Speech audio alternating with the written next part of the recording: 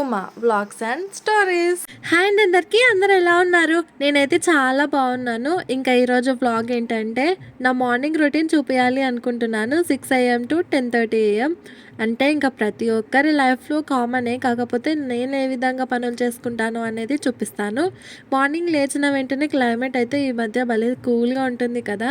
లేచిన వెంటనే నేను చేసే ఫస్ట్ పని చాయ్ పెట్టడమే.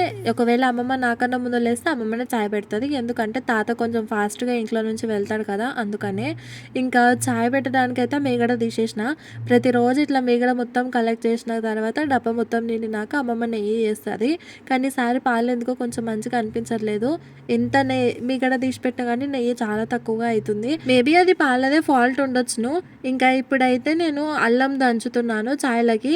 మార్నింగ్ టైం ఇట్లా చాయ్లో అల్లం వేసుకొని కానీ టీ తాగినామంటే కాన్స్టిపేషన్ ప్రాబ్లం అనేది తగ్గుతుందంట. మీరందరు కూడా ఒకసారి ట్రై చేసి చూడండి. నేను కూడా మొబైల్లోనే చూసాను. ఈ చిట్కాలు బాగా పనిచేస్తాయండి. నైట్ కంపల్సరీగా స్టవ్ క్లీన్ చేసుకునే పడుకుంటాను, కానీ లేచిన వెంటనే స్టవ్ ఆన్ చేసే ముందు కూడా కంపల్సరీగా క్లీన్ చేస్తాను. నైట్ అన్ని గిన్నెలు తోమి బండ మొత్తం నీట్గా క్లీన్ చేసిన తర్వాత మా మరిది అన్నం తిననీకే వస్తాడు.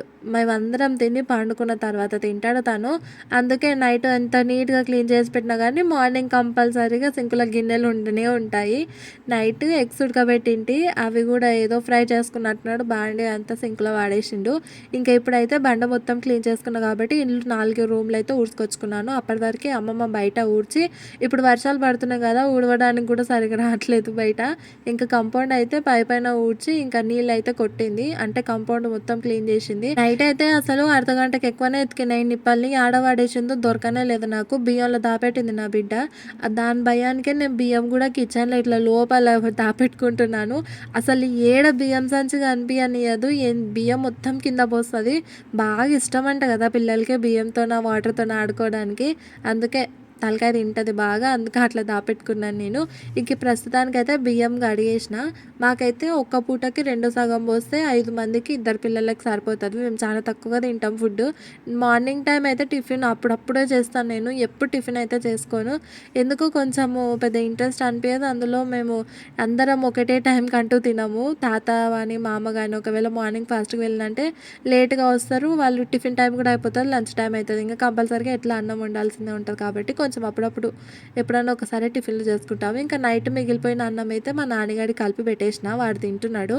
ఇంకా అన్నము వండిన తర్వాత వెంటనే ఇంకా నైట్ మిగిలిన అన్నము అప్పటికప్పుడే కలిపేస్తాను. మళ్ళీ ఆ గిన్నె అట్లనే ఉంచిందంటే రాత్రి వరకు అట్లనే ఉంటుంది. అనగానికి అన్నం పెట్టి ఇంట్లోకి వచ్చేలోపే నా బిడ్డ అమ్మ అమ్మ అని కూతలు వేస్తుంటే ఇంకా పాప దగ్గరికి వచ్చేసిన. నైట్ అంతా అసలు నిద్రనే పోలేదు, నన్ను తెల్లాలు జాగరం చెప్పేసి. కానీ మళ్ళీ పడుకునే ముందు అసలు ఎంత కానం నవ్వుతుందోనండి. కొందరు పిల్లలు పడుకునే ముందు బాగా నవ్వుతే బాగా నిద్రపోతారంట. నా బిడ్డ కాదు అట్లా. ఏడైందాయి లేడా? ఏంటమ్మా? తాతనా? తాత ఆటో పోయిండు.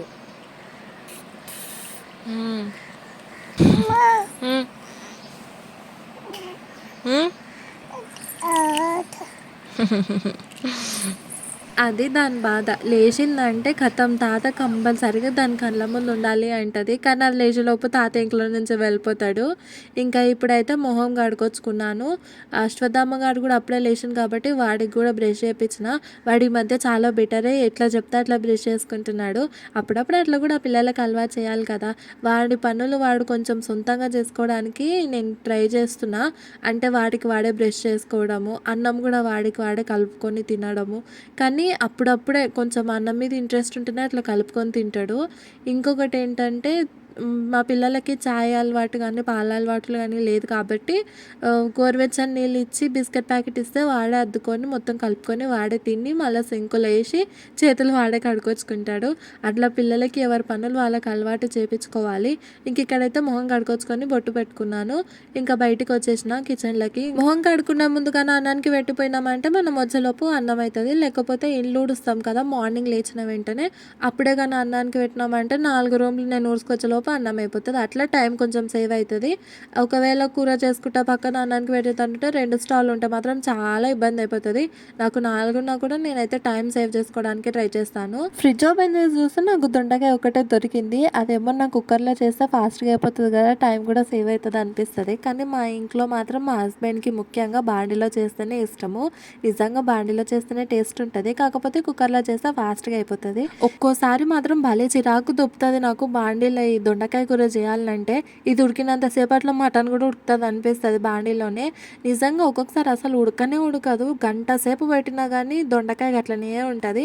ఇంకా ఇప్పుడైతే ఉల్లిగడ్డలు, టమాటాలు, దొండకాయలు అన్నీ కోసుకుంటున్నా. దొండకాయ కూర చేయాలంటే నిజంగా ముందు ఒక అర్ధగంట ముందు పెట్టుకోవాలి అబ్బా పని. ఎందుకంటే అవి చేసే వరకే ఒక అర్ధగంటకి ఎక్కువ అవుతుంది. ఐ మీన్ అదే కోసే వరకే. దొండకాయలు కోసేటప్పుడు మన చేతులకి బాగా జిగురు జిగురు అంటుకుంటుంది కదా, ఒక్కొక్కసారి కోస్తుంటే కూడా బాగా స్లిప్ అవుతుంటుంది చెయ్యి. అట్లా కాకుండా ఉండాలంటే కోసే ఒక అర్ధగంట ముందే దొండకాయలను బాగా వేడి నీళ్ళలో కానీ వేసి పెట్టినామంటే జిగురుతనం అనిపోతుంది. కోసేటప్పుడు మనకు ఫ్రీగా అనిపిస్తుంది. ఇంకా అల్లం పేస్ట్ ప్రతిసారి ఇంత పెద్ద డబ్బా ఫ్రిడ్జ్లోంచి తీయలేక ఒక చిన్న డబ్బాలో వేసి పెట్టుకున్నాను. ఇంకా అప్పుడప్పుడు కావాల్సినప్పుడల్లా చిన్న డబ్బా తీసుకోవచ్చు కదా అని. ఒకవేళ పెద్దదిగా స్లిప్ అయి కింద పడ్డదంటే నాకు ఉంది ఇంకా మా అమ్మమ్మతో. కూర పొయ్యి మీద పెట్టేసి ఇంకా పిల్లల దగ్గరకు వచ్చినా కొంచెం టైం స్పెండ్ చేద్దామని అమ్మమ్మ మామ ఇద్దరు మాత్రం ఫోన్లలో మునిగిపోయారు. ఇంకా అశ్వత్థామదేమో అది ఫోన్ అంట వాడిది చెప్తున్నాడు. అమ్మమ్మ పిల్ల, అమ్మమ్మ పిల్ల, తాత,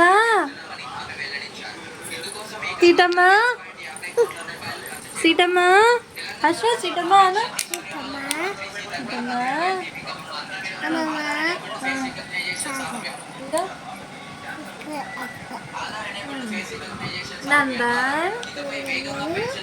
నందను మా అక్క కొడుకు. వర్షణ గురించి అయితే చాలా మందికి తెలిసే ఉంటుంది, ఎందుకంటే ప్రతి వీడియోలో ఆ బుడ్డది వస్తూనే ఉంటుంది కదా. నందన్ గారిని అశ్వత్థామ గారు భలే పిలుస్తాడు అనమాట. నందను అంటాడు, మస్తు క్యూట్గా అనిపిస్తుంది. ఇంకా కూర అయితే ఆల్మోస్ట్ అయిపోవచ్చింది. ఇంకా బంద్ చేయమని నేను మా హస్బెండ్కి చెప్పింటి, నేను వేరే పని మీద ఉంటే. ఇంత గ్రేవీ ఉంది అది మొత్తం ఇంకిపోవాలి అని చెప్తున్నాడు. ఆయనకు కొంచెం ఫ్రై లాగా ఉంటే ఇష్టము, కానీ మళ్ళీ వాటర్ కూడా వేయాలి. ఆ వాటర్ మొత్తం ఇంకిపోయి అది ఫ్రై లాగా ఉంటేనే అప్పుడు ఇష్టం కూరలు. కూర చిన్నగా పెట్టి మూత పెట్టేసిన, దగ్గరికి అయిన తర్వాత బంద్ చేద్దామని. ఇంకా ఇప్పుడైతే ఇంతసేపు కోసి పెట్టుకున్న కూరగాయల చెత్త మొత్తం పాడేయాలని తీసేస్తున్నాను. మా మరిది చెప్పినా కదా మేము అంతా తిని పడుకున్న తర్వాత తింటాడని. ఇంకా అందుకే తన కోసం మాత్రం నైట్ సపరేట్గా తీసి పెట్టుకున్న కర్రీస్ ఇవి. నిన్న మార్నింగ్ పప్పే చేసిన, నిన్న నైట్ కూడా పప్పే చేసిన. నేను మా హస్బెండ్ చింతకాయల పప్పు చేపించుకొని తినిన్నాడు. ఇంకా ఇదైతే మార్నింగ్ పప్పు నిండది, అందుకే అంత పాడైపోయింది కదా అన్నట్టుగా అది పాడేస్తున్నాను. ఇంకా నైట్ చేసిన పప్పు అయితే మంచిగానే ఉంది. అది వేడి పెట్టేస్తే ఇప్పుడు కూడా తినడానికి సరిపోతుంది. చింతకాయలు ఎక్కువ వేపించుకొని తింటాడు మా హస్బెండ్. నాకు కూడా చింతకాయల పప్పు అంటే చాలా ఇష్టము. రోజు చింతకాయల పప్పు చేసి పెట్టినా కానీ వద్దనకుండా తింటాడు మా హస్బెండ్, అంత ఇష్టం తనకి. ఇంకా ఇప్పుడైతే సింకులో వేయాల్సిన గిన్నెలు అయితే అన్నీ తీసేసినాను. కూర కొంచెం పెద్దగా పెట్టేసి వదిలేసిన, అది అడుగు పడితే అప్పటి వరకు కొంచెం దగ్గరికి అవుతుంది కదా అని లైట్గా అడుగు పట్టిన వెంటనే ఇంకా చిన్నగా పెట్టి బాగా కలిపి బంద్ చేసిన కూర. ఇప్పుడైతే నైట్ పప్పు ఉండే అని చెప్పినా కదా, అది వేడి పెడుతున్నాను. దొండకాయతో పాటు తినేస్తే ఇక పప్పు కూడా అయిపోతుంది, దాని పని కూడా అయిపోతుంది. మార్నింగ్ అయితే నిజంగా అసలు ఎంత ఉరుకులాట ఉంటుంది కదా. ఈ వీడియోలో ఎడిటింగ్ చేసినంత స్పీడ్ నిజంగానే మన బాడీ కూడా అంత స్పీడ్గా యాక్టివ్గా ఉండింటే చాలా బాగుంటుండే, పనులు ఫాస్ట్గా అయిపోతుండే అనిపిస్తుంది నాకు. నిజంగా అసలు ఎడిటింగ్ చేస్తుంటే ఇంత స్పీడ్గా పెట్టిందంటే రియల్గానే ఇంత స్పీడ్గా బాడీ పనిచేసింటే బాగుండు అనిపిస్తుంది. ఈ మధ్య నాకు ఎందుకో బాగా టీవీ చూడాలనిపిస్తుంది. ఇంతకుముందు అసలు టీవీ తిరిగే పోకుంటుండే, అంత పెద్ద టీవీ పెట్టుకున్నా కూడా ఒక్కసారి కూడా గుర్తు రాకుంటుండే. ఎందుకో ఈ మధ్య బాగా టీవీ చూడాలనిపిస్తుంది. ఇంకా 9 అయింది కదా, నిన్ననే చూసిన నేను లోకల్ మూవీ వచ్చేది ఉందని. ఇంకా కొంచెం లేట్ అయింది పెట్టేసరికి ఈడొస్తుంది ఇక సినిమా. నాకైతే చాలా ఇష్టము నేను లోకల్ మూవీ, చాలా నచ్చుతుంది. ఇంక ఈయన అన్నం తిందామని చెప్పేస్తే మా హస్బెండ్ సరే లెంగినే పెట్టాను అన్నాడు. ఇంకా అందరం అన్నం తిన్న తర్వాత కూర అయితే ఒక చిన్న గిన్నెలో ఊసి పెట్టుకున్నా. మళ్ళీ అది ఎంత పెద్ద బాండి ఉంటే బాగుండదు కదా అని ఏమన్నా తోమేటి ఉన్నా కానీ అన్నీ తీసి ఒకటేసారి సింకులో వేసుకున్నా. ఇంకా ఇవి బయట చల్లేసి వచ్చేది ఉంటుంది కదా అని బయటకు పోయి చల్లేసి వచ్చిన. ఇంక ఇప్పుడు స్టార్ట్ అయింది అసలైన టాస్క్. ఇవన్నీ గిన్నెలు అయిపోవాలి. నాకు ఎందుకో గిన్నెలు తోమాలంటే భలే చిరాకు దుబ్బుతుందండి. ముఖ్యంగా అన్నం గిన్నె తోమాలంటే కోపం వస్తుంది. అన్నం గిన్నె, చాయ్ గిన్నె, పాల గిన్నె ఈ 3 అస్సలు ముట్టుకోబుద్ధి కూడా కాదు. కానీ తప్పదు, ఇక మనమే తోమాలి. మన వీడియోస్ కానీ ఎవరైనా ఫస్ట్ టైం చూసినట్టుంటే ఖచ్చితంగా సబ్స్క్రైబ్ చేయండి. మంచి మంచి కంటెంట్ షేర్ చేస్తాను. కొంచెం లైట్గా ఎంటర్టైన్మెంట్ లాగా కూడా అనిపిస్తుంటుందని నేను అనుకుంటున్నాను. ఇంకా ప్రస్తుతానికైతే ఇప్పుడు గిన్నెలు తోమేసుకుంటున్నాను కదా. పిల్లలు ఇద్దరైతే బయట ఆడుకుంటున్నారు.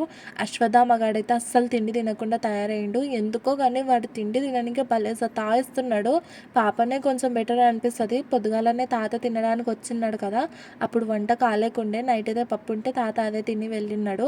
ఇంకా తాతతో పాటు అప్పుడు అశ్విత తినింది కాబట్టి ఇప్పుడు పాపకైతే నేను పెద్దగా ఏం తినిపించలేదు. అమ్మమ్మ 2-3 ముద్దలు పెడితే సరిపోయింది దానికి.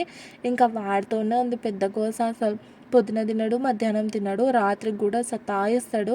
నిన్న అయితే పొద్దుంగులు తినలేడు. నాకైతే ఇద్దరు పిల్లలకే C-సెక్షన్ అయింది. కానీ ఇప్పుడు ఒక్కొక్కసారి కన్నా బాడీ బాగా వీక్ అయిందంటే ఫుల్గా నడుములు నొచ్చేస్తాయి, కాళ్ళు లాగుతాయి. అంటే బ్యాక్ బోన్ అప్పుడు డెలివరీ టైంలో ఇంజెక్షన్ ఇస్తారు కదా, అదే బొక్క కాడ గదే ప్లేస్లో నొస్తుంది. కానీ డాక్టర్స్ మాత్రం అక్కడ దానికి దీనికి సంబంధమే ఉండదు అంటారు.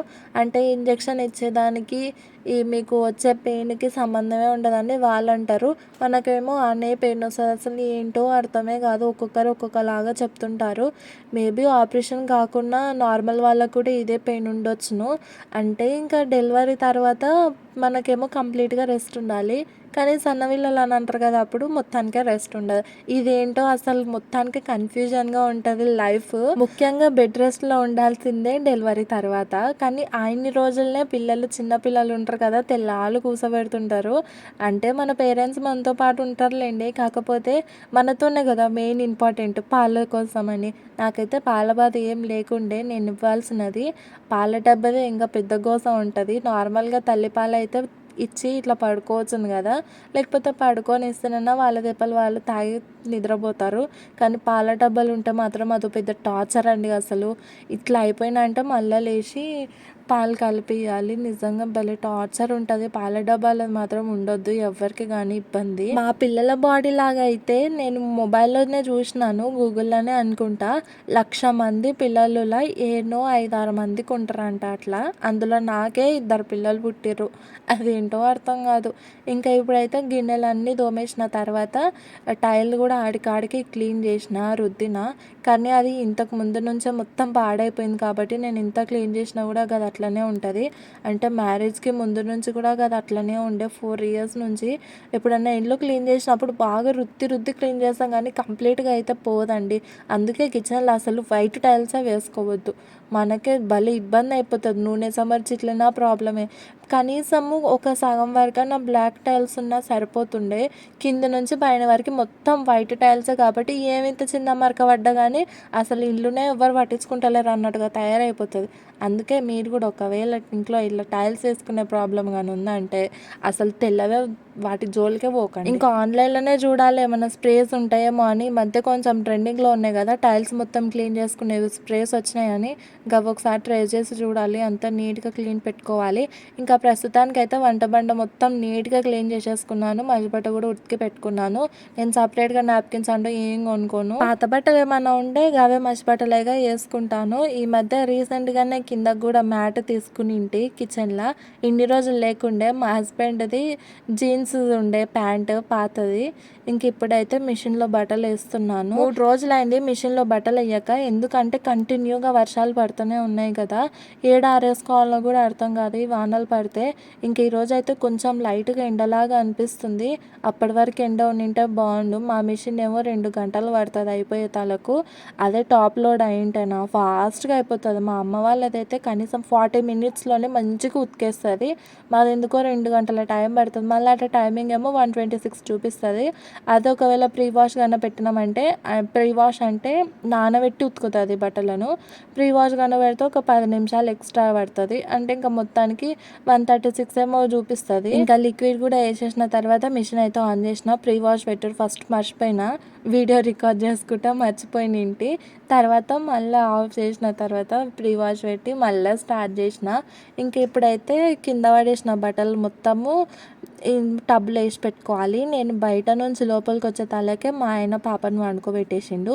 కిచెన్ అయితే అసలు ఇంత నీట్గా ఉంది కదా. ధనియాలు వేయించి పెట్టుకుందామని బయటకు తీసిన, ఇంకా ఇప్పుడైతే ఓపిక లేదు, తర్వాత చూసుకుందాంలే అని ఇంకా అట్లనే వదిలేసిన. హెడ్ఏక్ వస్తుంది, పని అయిపోయి తలకు. ఇంక ఇంతేనండి వీడియో. మళ్ళీ వీడియోలో మళ్ళీ కలుస్తాను. Bye bye.